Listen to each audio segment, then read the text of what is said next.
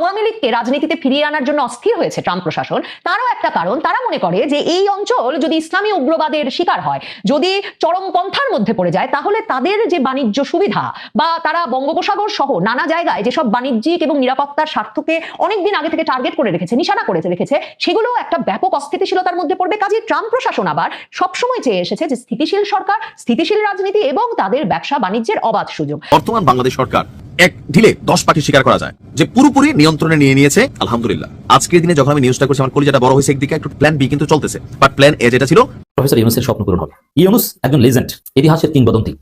ইউনূস শুধু বাংলাদেশ সরকার এখন প্রধান নন, ইউনূস বাংলাদেশপন্থী ভারতপন্থীদের বিরুদ্ধে। এটাই তো ইউনূস। তিনি নোবেল প্রাইজ এমনি পাননি। অন্য মাপের খেলোয়াড় তো ভাই, বুদ্ধি দিয়া চলে, ইমোশন সবকিছু আছে, এগুলো চাইপা রাখে। খেলার ওভার, গেম ইজ ওভার। আপনারা শুনছেন না চরমোনাই এবং জামাতের সাথে খুব গন্ডগোল যাইতেছে, কে কয়টা আসন নিবে এগুলা নিয়ে চরমোনাই 150 আসন চাইতেছে।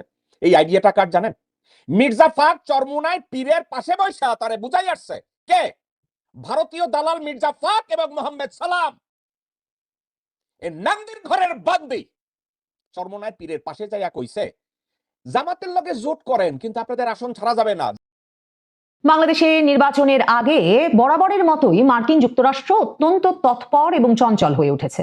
বিভিন্ন প্রতিনিধিদের যেমন তারা বাংলাদেশে পাঠাচ্ছে ট্রাম্প প্রশাসন, সরকারের কর্তা ব্যক্তি এবং নির্বাচনের অংশীদার পক্ষগুলোর সঙ্গে নানা আলাপ আলোচনায়, তেমনি বাংলাদেশের জাতীয় নিরাপত্তা উপদেষ্টা খলিলুর রহমানের মতো কর্মকর্তাকে ওয়াশিংটন ডেকে নিয়ে শীর্ষ পর্যায়ের কর্মকর্তাদের সঙ্গে বৈঠক করিয়ে বার্তা পাঠানো হচ্ছে বাংলাদেশে। আবার বাংলাদেশের বিভিন্ন রাজনৈতিক দলগুলোর সঙ্গে মার্কিন যুক্তরাষ্ট্রের ট্রাম্প প্রশাসনের বিভিন্ন পর্যায়ের ব্যক্তিবর্গের টেলি বৈঠক চলছে।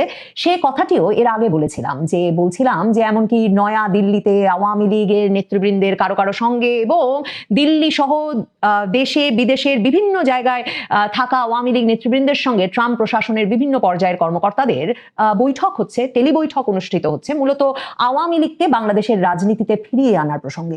এই যে টেলি বৈঠকে ট্রাম্প প্রশাসন কতটা তৎপর তার একটা নমুনা মেলে যে শুক্রবার তারা বাংলাদেশের দুটো রাজনৈতিক দলের প্রধান নেতার সঙ্গে টেলি বৈঠক করেছে। ট্রাম্প প্রশাসনের বাণিজ্য বিষয়ক শীর্ষ প্রতিনিধিদের একজন জেমিসন গ্রিয়ার, তিনি বিএনপি চেয়ারম্যান তারেক রহমানের সঙ্গে বৈঠক করেছেন এবং তিনি বৈঠক করেছেন জামায়াতে ইসলামীর আমির ডাক্তার শফিকুর রহমানের সঙ্গেও। বৈঠক কি শুধুই এই দুই পক্ষের সঙ্গে অনুষ্ঠিত হয়েছে, নাকি ট্রাম্প প্রশাসন রাজনৈতিক পক্ষ বলতে গত কয়েক মাস ধরেই ক্রমাগতভাবে যে তিন পক্ষের সঙ্গে বাংলাদেশে আলোচনা চালিয়ে আসছে, অর্থাৎ আওয়ামী লীগ পক্ষকেও অন্তর্ভুক্ত করে এ আলাপ করেছে, সে প্রসঙ্গে আলোচনায় আসব। তবে তারেক রহমানের সঙ্গে ট্রাম্প প্রশাসনের শীর্ষ এক কর্মকর্তার গুরুত্বপূর্ণ টেলি বৈঠক অনুষ্ঠিত হয়েছে বলে বিএনপির মিডিয়া সেলের তরফে ফেসবুকে এই স্ট্যাটাস দেওয়া হয় এবং সেখানে জানানো হয়, মানবজমিন পত্রিকার খবরে দেখছি শুক্রবার সকাল 9টায় এই টেলি বৈঠকটি অনুষ্ঠিত হয়। যে শীর্ষ কর্মকর্তা ট্রাম্প প্রশাসনের তরফে তারেক রহমানের সঙ্গে টেলি বৈঠক করেন তিনি হচ্ছেন US trade representative Jamieson Greer. আধা ঘন্টার ওই বৈঠকের শুরুটা ছিল নাটকীয়। মানবজমিন লিখছে, ট্রেড নেগোসিয়েশনের নানা বিষয় আলোচনায় উঠে আসে। মিস্টার গ্রিয়ার জানতে চান এই ট্রেড নেগোসিয়েশনে তারেক রহমানের অবস্থান কি, বিশেষ করে বাংলাদেশ সরকারের তরফে যে আলোচনা হয়েছে তা নিয়ে তার মনোভাব কি। তারেক রহমান স্পষ্ট করে বলেন, সরকার যে নেগোসিয়েশন করেছে তাতে আমাদের সম্মতি রয়েছে, সরকার যেভাবে আলোচনা এগিয়ে নিয়েছে তাতে আমাদের কোনো দ্বিমত বা আপত্তি নাই। বিএনপি চেয়ারম্যানের পররাষ্ট্র বিষয়ক উপদেষ্টা হুমায়ুন কবির এই টেলি বৈঠকের খবর নিশ্চিত করেছেন মানবজমিনকে। এর খবর যেটা বলছিলাম বিএনপি মিডিয়া সেলের তরফে ফেসবুকেও দেওয়া হয়েছে। দেখেন, তারেক রহমান এই যে কবুল বলে দিলেন, মানে মার্কিন বাণিজ্য প্রতিনিধি ইউএস ট্রেড রিপ্রেজেন্টেটিভ জানতে চাইলেন সরকার যে আলোচনা আমাদের সঙ্গে করছেন তাতে আপনি সম্মত কিনা, এবং তারেক রহমান বললেন কবুল কবুল কবুল। এটা অনেকটা ওই যে বিদেশে প্রবাসী ব্যক্তির সঙ্গে কখনো দেখা সাক্ষাৎ ছাড়া দুজনের যে একরকমের দুজনেই কবুল বলে বিয়েতে সম্মত হয়ে যান, একটা চুক্তিতে সম্মত হয়ে যান, ব্যাপারটাকে অনেকটা তার সঙ্গে তুলনা করা চলে। কারণ মনে রাখতে হবে এই যে সরকারের সঙ্গে, অর্থাৎ অন্তর্বর্তীকালীন সরকার ইউনূস সরকারের সঙ্গে মার্কিন সরকারের আসলে কি ধরনের বাণিজ্য নেগোসিয়েশন চলছে সেটা সরকার কাউকে জানায়নি।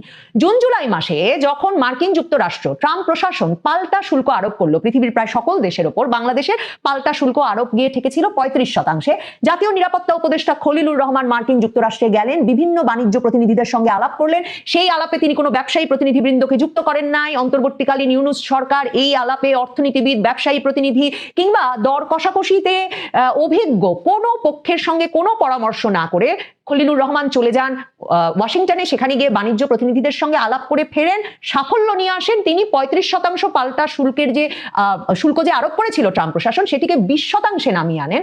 কিন্তু দেশে এসে বলেন যে মার্কিন যুক্তরাষ্ট্রের সঙ্গে তার যে চুক্তি হয়েছে, যে দর কষাকষি হয়েছে, তার একটা নন ডিসক্লোজার এগ্রিমেন্ট হয়েছে। কাজেই কিসের বিনিময়ে মার্কিন যুক্তরাষ্ট্র এক কথায় পাল্টা শুল্ক আরো 15% কমিয়ে দিয়েছে, সে কথা কখনো ইউনূস সরকার, অন্তর্বর্তীকালীন সরকার কোনো পক্ষকে জানাতে পারবে না।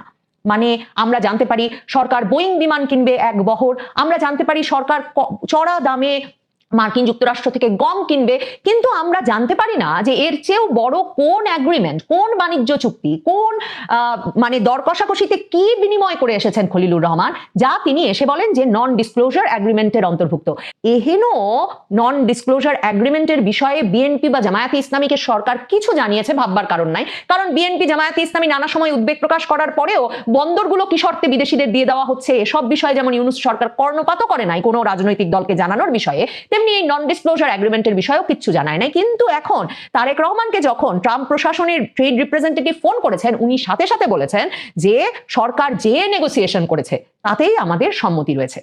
জামায়াতে ইসলামীর আমিরের সঙ্গেও সাক্ষাৎ করেছেন এই জেমিসন গ্রিয়ার। তার মানে তারা কোনো একটি পক্ষকে, মানে বিএনপির তারেক রহমানকেই তারা প্রধানমন্ত্রী করতে চান তা না দেখে কোন পক্ষ নেগোসিয়েশনে কি দেবে সেটা একরকমের বিবেচনা করছে। কারণ বিশেষ করে একদম চোখের সামনে ভেনেজুয়েলার ঘটনা ঘটবার পর এটা পরিষ্কার যে মার্কিন প্রশাসনের, ট্রাম্প প্রশাসনের বাণিজ্য সবচেয়ে গুরুত্বপূর্ণ একটা আগ্রহের বিষয়, স্বার্থের বিষয়। মানে বাণিজ্য ছাড়া তাদের মাথায় কিছু নাই। এই যে আওয়ামী লীগকে রাজনীতিতে ফিরিয়ে আনার জন্য অস্থির হয়েছে ট্রাম্প প্রশাসন, তারও একটা কারণ, তারা মনে করে যে এই অঞ্চল যদি ইসলামী উগ্রবাদের শিকার হয়, যদি চরমপন্থার মধ্যে পড়ে যায়, তাহলে তাদের যে বাণিজ্য সুবিধা বা তারা বঙ্গোপসাগর সহ নানা জায়গায় যেসব বাণিজ্যিক এবং নিরাপত্তার স্বার্থকে অনেকদিন আগে থেকে টার্গেট করে রেখেছে, নিশানা করে রেখেছে, সেগুলো একটা ব্যাপক অস্থিতিশীলতার মধ্যে পড়বে। কাজে ট্রাম্প প্রশাসন আবার সবসময় চেয়ে এসেছে যে স্থিতিশীল সরকার, স্থিতিশীল রাজনীতি এবং তাদের ব্যবসা বাণিজ্যের অবাধ সুযোগ।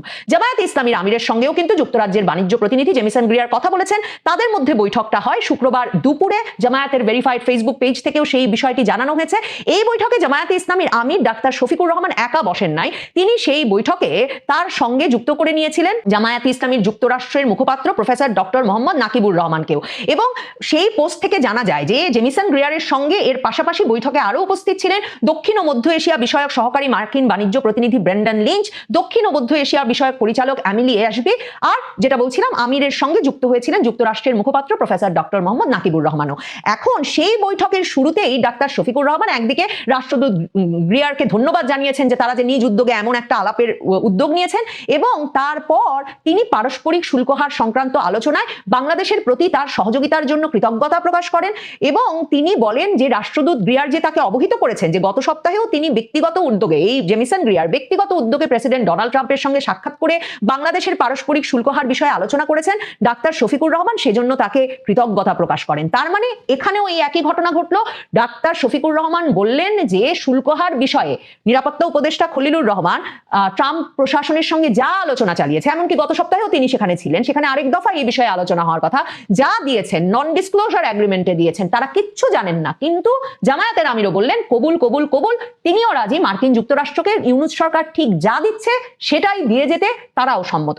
তবে জামায়াতের আমির অন্তত কিছু হোমওয়ার্ক করেছিলেন, এবং তারা যে দুপক্ষের স্বার্থ সংশ্লিষ্ট বিষয়ে জেনে শুনে আলাপে বসে আলোচনা এগিয়ে নিতে চেয়েছেন, এটা অন্তত একরকম প্রমাণ করতে চেয়েছেন তাদের ভেরিফাইড ফেসবুক পোস্টে। এবং সে কারণে সেখানে দেখবেন ডাক্তার শফিকুর রহমান বলছেন পারস্পরিক শুল্ক চুক্তি বাংলাদেশ ও যুক্তরাষ্ট্রের দ্বিপাক্ষিক ও বাণিজ্য অর্থনৈতিক সম্পর্ক উন্নয়নের জন্য দৃঢ় ও শক্তিশালী ভিত্তি তৈরি করেছে। কিন্তু মনে করিয়ে দেই, ডাক্তার শফিকুর রহমান কেন বাংলাদেশের কেউ জানেন না ওই দ্বিপাক্ষিক চুক্তিতে খলিলুর রহমান কি শর্ত দিয়ে এসেছেন। জামায়াত আমির এছাড়াও বলেছেন যে আগামী ফেব্রুয়ারিতে অনুষ্ঠিতব্য জাতীয় নির্বাচনের পর যদি বাংলাদেশ জামায়াতে ইসলামী সরকার গঠন করে, তবে তার দল এই চুক্তির পূর্ণ বাস্তবায়ন অব্যাহত রাখবে এবং যুক্তরাষ্ট্রের সঙ্গে বাণিজ্য ও বিনিয়োগ সম্পর্ক আরো গভীর করতে আন্তরিকভাবে কাজ করবে।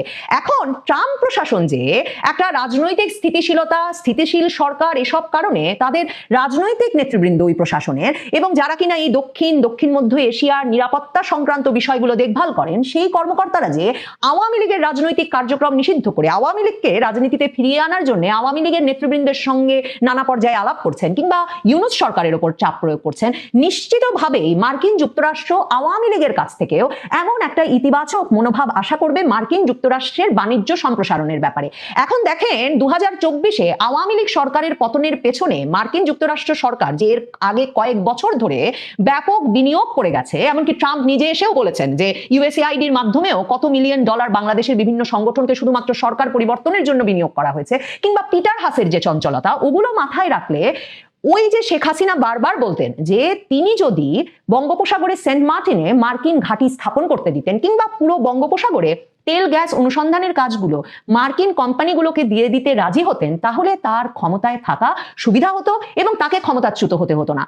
মার্কিন যুক্তরাষ্ট্রের এখনকারও এই ইন্দো প্রশান্ত মহাসাগরীয় অঞ্চলে তাদের যে অগ্রাধিকার, সে বিষয়ে আপনি যদি ইন্টারনেটেই সার্চ করেন স্পষ্টভাবে দেখবেন, একদিকে তারা যেমন এই পুরো অঞ্চলে চীনের প্রভাব কমিয়ে আনতে ভারতকে তাদের সবচেয়ে বড় মিত্র বলে মনে করে, অন্যদিকে তারা মনে করে বঙ্গোপসাগরে তাদের অবস্থান নিশ্চিত করা না গেলে এই ভারত মহাসাগর অঞ্চলকে কখনো তারা চীনের প্রভাব বলয় মুক্ত করে নিজেদের প্রভাব প্রতিষ্ঠা করতে পারবে না।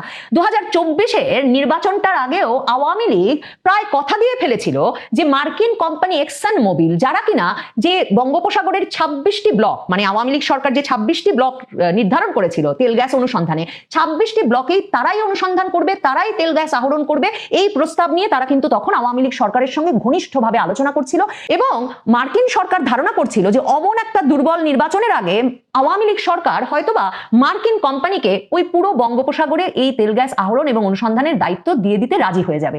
কিন্তু 2024-এর নির্বাচনটা সেরে ফেলার পর 2024-এর মাঝামাঝি থেকে আওয়ামী লীগ সরকার আবারও একটা বৈশ্বিক দরপত্র আহ্বান করে বসে এবং পরিষ্কার করে যে তারা কিছুতেই একটি দেশ, বিশেষ করে মার্কিন যুক্তরাষ্ট্রের মতো দেশ, যারা কিনা এই তেল গ্যাস আহরণের নামে জায়গায় জায়গায় সমুদ্রের বিভিন্ন দেশের সমুদ্র সীমায় নজরদারি প্রতিষ্ঠা করে, নিরাপত্তা প্রতিরক্ষা কৌশলের দিক থেকে গুরুত্বপূর্ণ অবস্থান তৈরি করে, এমন একটি দেশকে তারা সম্পূর্ণ নিয়ন্ত্রণ প্রতিষ্ঠা করতে দিতে প্রস্তুত নয়।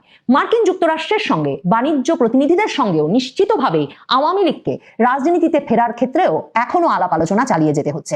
বাংলাদেশের গুরুত্বপূর্ণ রাজনৈতিক পক্ষগুলো এবং এই অন্তর্বর্তীকালীন সরকার যখন যে কোনো কিছু দিয়ে দিতে প্রস্তুত, বিশেষভাবে এই অন্তর্বর্তীকালীন সরকারই যখন বাংলাদেশের শক্তিশালী রাজনৈতিক দলগুলোর জন্যও এমন একটা পরিস্থিতি তৈরি করেছে যে মার্কিন যুক্তরাষ্ট্রের জন্য যে কোনো কিছু দিয়ে দিতে তাদেরকে প্রস্তুত থাকতে হবে, তখন আওয়ামী লীগের নেতৃবৃন্দের সঙ্গে মার্কিন প্রতিনিধিদের যত আলাপ, সে আলাপেও এই বাণিজ্য সুবিধার বিষয়গুলো আলোচিত হচ্ছে, তা একরকম নিশ্চিত আওয়ামী লীগকে সম্ভবত বাংলাদেশের রাজনীতিতে ফিরতে হলে তাদেরকেও কোনো কোনো বিষয়ে কবুল কবুল কবুল বলতে একরকমের রাজি হতে হবে, না হলে দেশে ফেরার পথটা নিশ্চিতভাবেই আরো সংকুল হয়ে থাকবে আওয়ামী লীগের জন্য।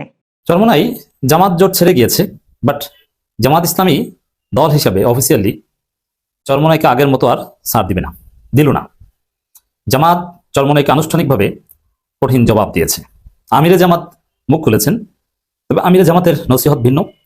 আর জামাত সংগঠন হিসেবে চরমোনাইকে জবাব দিয়েছে, এটা চরমোনাইয়ের বিরুদ্ধে জামাতের একটা নতুন ইতিহাস সৃষ্টি। কি? চরমোনাই অতীতে জামাতের সাথে অনেক বেইনসাফি করেছে, ইচ্ছা মতো রাজনৈতিক ভব্যতা, সভ্যতা, সব ধরনের কার্টিজি উপেক্ষা করে যত নোংরা ভাষা ব্যবহার করা যায়, আওয়ামী লীগ জামাতের বিরুদ্ধে যে নোংরা ভাষা ব্যবহার করেনি, চরমোনাই সেটা করেছে। শিবিরকে বেয়াদব, বেআমল, বিশৃঙ্খল, এগুলো চরমোনাই বলেছে। আওয়ামী লীগ কিন্তু শুধু সন্ত্রাসী বলেছে, বেয়াদব, বেআমল বলে নাই।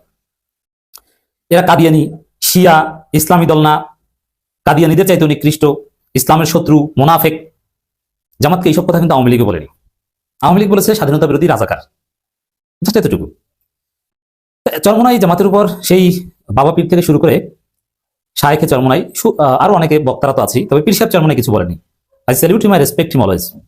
তিনি আসলেই একজন অসাধারণ নেতা, জনাব সৈয়দ রেজাউল করিম, তার প্রতি আমার সম্মান অলওয়েজ থাকবে। তো চরমোনাইয়ের বিরুদ্ধে যত ফতোয়া, কেতাবও লিখেছেন তারা।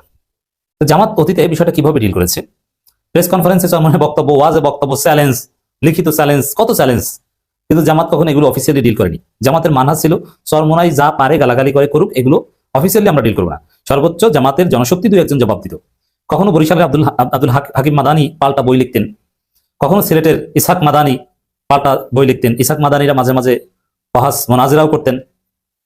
এরকম বিচ্ছিন্ন দু একটা ঘটনা আছে। বা আধুনিক যুগে, সোশ্যাল মিডিয়ার যুগে কখনো কখনো ডক্টর আবুল কালাম আজাদ বাশার, মাওলানা ফখরুদ্দিন, মোল্লা নাজিমুদ্দিন এরা দু একটা জবাব দেওয়ার চেষ্টা করতেন, কিংবা ওয়াজে তারেক মনোয়ার, আমির হামজা এরা দু একটা পাল্টা জবাব দেওয়ার চেষ্টা করতেন। কিন্তু সংগঠন হিসেবে জামাত কখনো চরমোনাইকে জবাব দেয়নি কিংবা ডিল করতে যায়নি। জামাতের দৃষ্টিভঙ্গি ছিল এটাই যে যা পারে বলুক, আমরা এই বিষয়ে নির্লিপ্ত থাকবো। এটা ছিল জামাত চরমনাইয়ের অতীতের রসায়ন। কিন্তু এখন এটা একটা নতুন বাস্তবতা, নতুন বাংলাদেশ। চরমনাই জোট ছেড়েছে, কিন্তু যাওয়ার সময় মিথ্যা অপবাদ দিয়ে কুচ্ছা রটনা করে জোট ছেড়েছে। এই জায়গায় জামাত অতীতের মতো চরমনাইকে আর ছাড় দিয়ে দিল না। অতীতে চরমনাই নানান সংবাদ সম্মেলনে বাবা পীর, অমুক পীর, তমুক পীর অনেক কথা বলেছে। গোলাম আজম, নিজামী এরা কখনো জবাব দেননি, তাদের প্রেস উইংও জবাব দেয়নি। মাঝে মাঝে বর্তমান আমি ডাক্তার শফিকুর রহমান কখনো জবাব দেননি, আগের তার মুতাকাদ্দিমিনদের মানহাজ অনুসরণ করার চেষ্টা করেছেন। তবে বিপরীতে চরমনাই যদি কোনো ঐক্যের কথা বলতো তখন আমিরে জামাত সেটাকে অ্যাপ্রিসিয়েট করতেন। আওয়ামী লীগ আমলে একবার পীর সাহেব চরমনাই ঐক্যের কথা বলেছেন, যদিও তাদের তখন ঐক্যের যে হিসাব সেটা জামাত বাদে ঐক্য। অনেকে বলেন যে তাদের এক পা বরিশালে আর এক পা ভারতে, যাই হোক এটা অনেকে বলেন। সেই জায়গায় আমিরে জামাত ফেসবুক পোস্ট দিয়ে ধন্যবাদ জানিয়েছেন প্রিয় ভাই পীর সাহেব চরমনাই জনাব মুফতি সৈয়দ রেজাউল করিমকে। কিন্তু জামাত সম্ভবত আগের মানহাজে এখন আর নেই। রাজনীতিতে চরমনাইকে জামাতকে গালাগালি করার, তহমত দেওয়ার, মিথ্যা অপবাদ দেওয়ার ব্ল্যাঙ্ক চেক দিবে না। জামাত সেই ঘটনা ঘটিয়েছে। দর্শক, এটা কি নতুন ইতিহাস বলি, নতুন অধ্যায় বলি। জামাত কি করেছে দেখেন। জামাত ইসলামীকে নিয়ে জনাব গাজী আতাউর রহমানের বক্তব্যের স্পষ্টীকরণ। তবে এখন পর্যন্ত আতাউর রহমানের বক্তব্যের জবাব, প্রতিবাদ এইসব শব্দ ব্যবহার করা শুরু করেন নাই, তবে স্টার্ট করেছে। সামনে চরমনাই যদি তাদের মিথ্যাচার অব্যাহত রাখে তাহলে জামাত প্রতিবাদ হিসেবে জবাব দিবে, বোঝা যায়। যেহেতু এই প্রথম বিবৃতি আসলো চরমনাইয়ের বক্তব্যের বিপরীতে, এটা আমি ভেবেছিলাম যে তারা এটাকে মূল্যায়ন করবে না, জামাত নির্লিপ্ত থাকবে, যা বলার বলে, গুরুত্বহীন। কিন্তু না, জামাতের এই সাজানো সংসারকে তছনছ করে চলে যাবে আর জামাত তাদেরকে ব্ল্যাঙ্ক চেক দিবে, মনে হয় সেটা না। যদিও চরমনাই যদি জামাত জোটে ফিরে না আসে তাহলে 12 ফেব্রুয়ারি নির্বাচন চরমনাই নিজেরাই বর্জন করতে পারে অথবা দৃশ্যপটের বাইরে চলে যেতে পারে। তারা যেমনটা হয়েছিল ছাত্র সংসদ নির্বাচনে, যে চরমনাই ছাত্র সংগঠন বলতে কিছু আছে, এটা কোনো আলোচ্য বিষয় না। 12 ফেব্রুয়ারি নির্বাচন সেরকম হবে। জামাত ইসলামী আল্লাহ তাআলা রাসূল সাল্লাল্লাহু আলাইহি ওয়াসাল্লামের আদর্শের আলোকে পরিচালিত একটি ইসলামী সংগঠন। এহসানুল মাহবুব জুবায়ের বাংলাদেশ জামাত ইসলামী সহকারী সেক্রেটারি জেনারেল এবং কেন্দ্রীয় প্রচার ও মিডিয়া বিভাগের প্রধান অ্যাডভোকেট এহসানুল মাহবুব জুবায়ের 16 জানুয়ারি প্রদত্ত এক বিবৃতিতে বলেন, আজ জুমাবার বিকালে ইসলামী আন্দোলন বাংলাদেশ আয়োজিত সংবাদ সম্মেলনে সংগঠনটির মুখপাত্র এবং যুগ্ম মহাসচিব জনাব গাজী আতাউর রহমান সম্প্রতি খ্রিস্টান সম্প্রদায়ের একটি সংগঠনের দায়িত্বশীল নেত্রী বরাদ দিয়ে যে বক্তব্য দিয়েছেন তা সঠিক নয়। দেখেন, জামাতের সমালোচনা করতে চরমনাইয়ের রেফারেন্স বা দলিল হচ্ছে খ্রিস্টান নেত্রীর বক্তব্য, তাদের কেতাব হচ্ছে খ্রিস্টান নেত্রীর কেতাব, এইগুলো দিয়ে জামাতের সমালোচনা করে। আর এক বাচাল দেখলাম চরমনাইয়ের টকশোতে, 71 টিভি টকশোতে জামাতকে ধুয়ে দিয়েছে খ্রিস্টান নেত্রীর রেফারেন্স দিয়ে। খ্রিস্টান নেত্রীর বক্তব্য এত মধু কেন আপনাদের কাছে? আগে জামাতের বিরুদ্ধে আওয়ামী লীগ যা বলতো সেগুলোতে আপনারা মধু পেতেন, দলিল সেগুলো। এবং সেই লাল মৌলানা কি একজন ছিল না, মৌলানা ভাসানী, সেই ভাসানী বলেছে যে নীল নদের পানি যেরকম নীল নয়, জামাত ইসলামের ইসলাম ইসলাম নয়। সেটা ছিল দলিল চরমনাইয়ের কাছে। বামপন্থীরা, খ্রিস্টানরা কেমন যেন চরমনাইয়ের কাছে দলিল হয়। এভাবে আমাদের পক্ষ থেকে প্রেস ব্রিফিং এ চলাকালে তাৎক্ষণিক বিষয়টি স্পষ্ট করা হয়েছে। জনাব গাজী আতাউর রহমান আল্লাহর আইন ও ইসলামী আদর্শ থেকে বাংলাদেশ জামাত ইসলাম ভিন্ন দিকে চলে গেছে বলে যে মন্তব্য করেছেন তাও সঠিক নয়।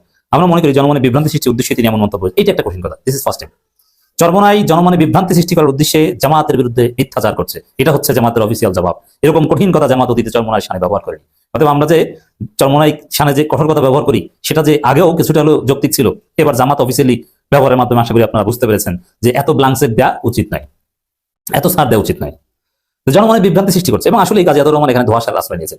এমনকি এহসানুল মাহবুব জুবায়ের বক্তব্যের কথাও বলেছেন আতাউর রহমান সাহেব, বলছেন যে তিনি ব্যাখ্যা দিয়েছেন, কি বলেছেন কি এগুলো আমরা বাংলা কথা আমরা তো বুঝি, মানে তিনি কিন্তু জুবায়ের সাহেবের বক্তব্যে সন্তুষ্ট কিনা বা ব্যাখ্যা গ্রহণ করছেন কিনা বলেন, গোজামিলের আশ্রয় নিয়েছেন। বাংলাদেশ জামাত ইসলামী আল্লাহ তাআলা রাসূল সাল্লাল্লাহু আলাইহি ওয়াসাল্লামের আদর্শে আলোকে পরিচালিত একটি ইসলামী সংগঠন। জনাব গাজী আতাউর রহমান আরেক অভিযোগের প্রেক্ষিতে অ্যাডভোকেট জুবায়ের বলেন, বাংলাদেশ জামাত ইসলামী সবসময় রাজনৈতিক শিষ্টাচার বজায় রেখে পারস্পরিক সম্মান ও শ্রদ্ধার ভিত্তিতে সকল রাজনৈতিক দলের সঙ্গে আচরণ করে থাকে। কারোর সঙ্গে রাজনৈতিক শিষ্টাচার বহির্ভূত আচরণ আমরা করি না। আমিরে জামাতের বিরুদ্ধে এরা সেন্স অফ হিউমার বুঝে না। আমিরে জামাত মজা করে পীর সাহেব চরমনাইকে বলেছিলেন, ভাই দেখেন প্রথম আলো জরিপ করেছে, সেখানে আপনাদের ভোট 0.01%। অথচ প্রথম আলোর জরিপের বিরুদ্ধে পুরো জামাত শিবির সমাজ ঝাঁপিয়ে পড়েছিল। ওটা মজা করে বলেছেন। আর ওইটা দেখে পীর সাহেব চরমনাই বলেছেন, আমাকে এই জরিপ দিয়ে খোঁচা দিল, এই জামাত এর লক্ষণ ভালো দেখছি না। তো বুঝতে পারছেন, মজা করাটাও বুঝে না। আরে প্রথম আলোর জরিপ কি জামাতের কাছে কখনো দলিল? অন্য জরিপ জামাতের কাছে দলিল, কিন্তু প্রথম আলোর জরিপ না। তো ওটা নিয়ে মজা করেছে।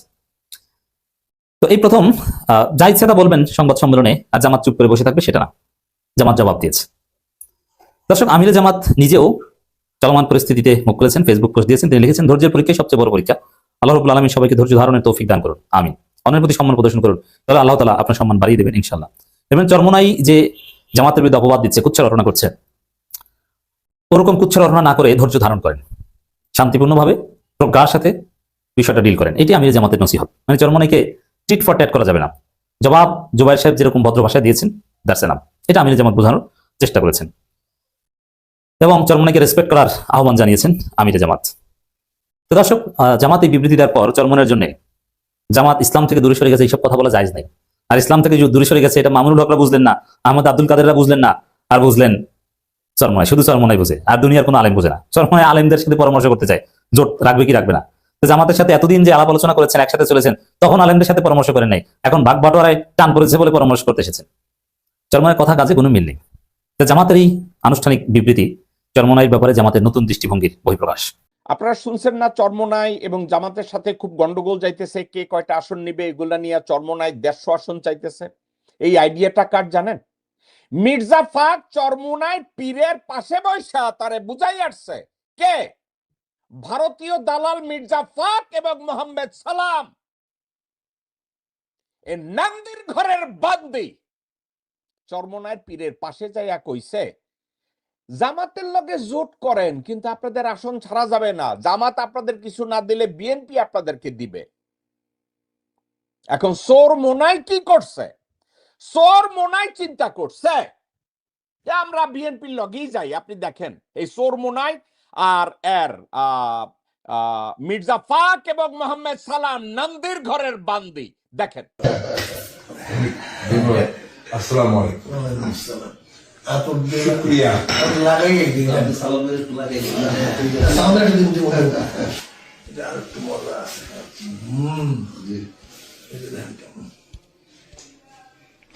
ঠিক আছে,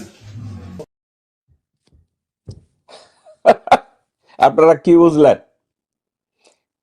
এই সোর মোনাইট সোর একদিকে জামাতের সাথে জোট বাঁধে। এখন বিএনপি যখন দেখছে যে সোর মোনাইট যদি জামাতের সাথে জোট করে তাহলে তো আমাদের ক্ষমতায় যাওয়া খুব টাফ হবে। আর সোর মোনাইট পীরের আসল চরিত্র হলো যে তার পকেটে বেশি পয়সা দেয় সে তার কাছে তত প্রিয়। দরকার হইলে হাসিনার বাপেরে আউয়াল দরবেশের বংশধর বানায় দিবে যদি হাসিনা খালি একটু কথা কয় তার সাথে। এই মির্জা ফাক আর নন্দিরগড়ের বান্দি মোহাম্মদ সালাম গেছে না ওইখানে, যাইয়া বুঝাই আইছে তারেক রহমান আপনারে কোলে বসাইব, আপনারে বরিশালের মেয়র বানাইব, দরকার হইলে আপনারে মন্ত্রী বানাইব। দেখছেন খুশিতে কত প্রকার আতর তার হাতে তুলে দেয়, দেখছেন না? এবং জামাতে ইসলামী তারপরেও চেষ্টা করে যাচ্ছে এদের সাথে কম্প্রোমাইজ করা যায় কিনা। জামাতে ইসলামী ভালো করছে না খারাপ করছে জামাতের রাজনীতি জামাত বুঝে, কিন্তু সাবজেক্টটা কোথায়? তারা বলে না রাজাকার রাজাকার রাজাকার, রাজাকারদের সাথে রাজনীতি করা যাবে না, মৌলবাদের সাথে রাজনীতি করা যাবে না। তো চরমনাইয়ের ওইখানে আপনারা গেছেন কার বাল ছিঁড়তে? মির্জা ফাক। চরমনাইয়ের এই মুনাফেক এদের কাছে আপনারা গেছেন কেন? মোহাম্মদ সালাম, আপনাদের দুইজনের নামের পরিবর্তন করেন। আপনাদের এই সালাম আর ফাক এগুলা বাদ দেন। একেবারে ঠান্ডা মাথায় আমি যদি বলি নন্দির ঘরের বান্দি, আপনারা তাই, আপনারা মানসিক ভাবে একেবারে জাস্ট নন্দির ঘরের বান্দি।